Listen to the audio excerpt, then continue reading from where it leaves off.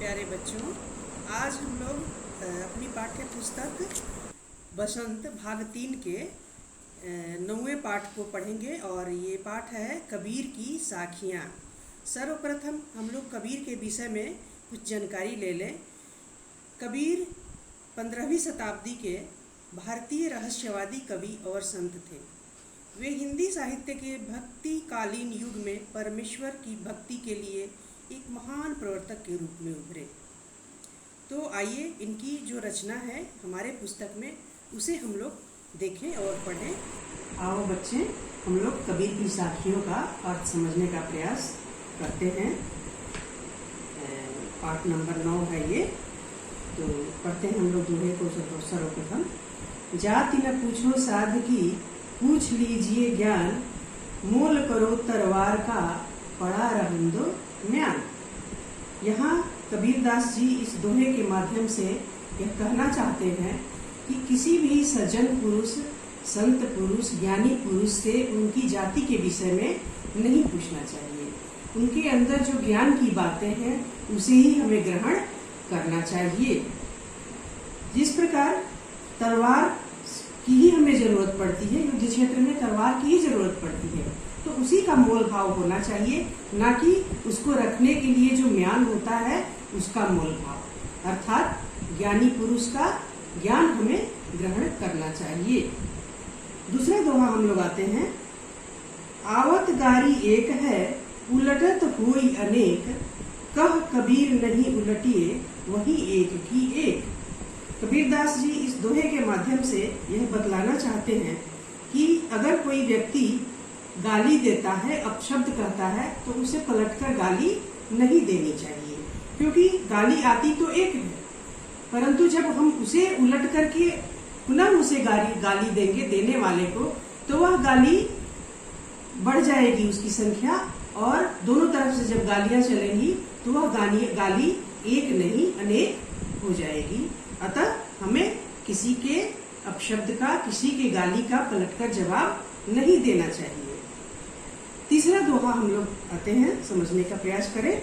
माला तो कर में फिरे, जिभी पूरे मुखमाई, मनुआ तो दहु दिसी फिरे, यह तो सुमिरन नहीं।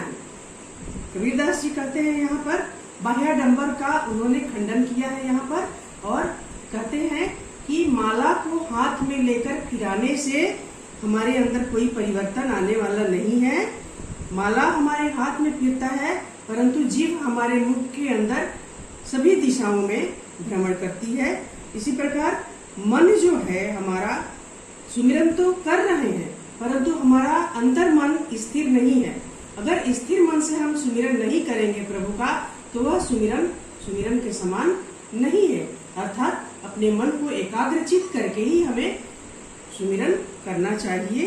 अर्थात हमारे मन को एक चित्त होकर के और तभी ईश्वर का स्मरण करना चाहिए। बाह्याडंबर का यहाँ पर खंडन किया गया है। चौथा दोहा हम लोग आते हैं। कबीर घास न नींदिए, जो पांव तली होई, उड़ी पड़े जब आँखी में, खरी दुहेली होई। यहाँ कबीरदास जी कहते हैं कि एक छोटा सा घास का टुकड़ा जो हमारे पांव के तले होता है, उसकी भी हमें निंदा नहीं करनी चाहिए। अर्थात किसी की निंदा नहीं करनी चाहिए। घास का उदाहरण उन्होंने देते हुए कहा है कि वही घास जो हमारे पैरों के नीचे दबा हुआ है, अगर उड़कर हमारी आंखों में पड़ जाए तो वह भयंकर पीड़ा उत्पन्न कर देता है। अर्थात हमें किसी का निंदा, किसी की शिकायत नहीं करनी चाहिए। यही शिक्षा यहाँ मिलती है इस दोहे से। आइए अंतिम और पांचवा जो दोहा है उसका हम लोग अर्थ समझने का प्रयास करें। जग में बैरी कोई नहीं, जो मन शीतल होए, या आपा को डारी दे, दया करे सब कोई। कबीरदास जी यहाँ कहते हैं दोहे के माध्यम से कि उस व्यक्ति का कोई भी दुश्मन नहीं होता है जिसका चित्त शांत होता है, मन शीतल होता है। शीतल का अर्थ यहाँ होता है ठंडा। तो जिसका मन शांत होता है उसका कोई दुश्मन नहीं होता है। अगर हम अपने अहंकार को, अपने घमंड को छोड़ दें तो हर कोई हमारी सहायता करने को तैयार रहता है। अर्थात यहाँ कबीरदास जी इस दोहे के माध्यम से मन को शांत और चित्त को आनंदित करने के लिए कहते हैं कि हमें अपने मन को हमेशा शांत और शीतल रखना चाहिए। धन्यवाद बच्चों।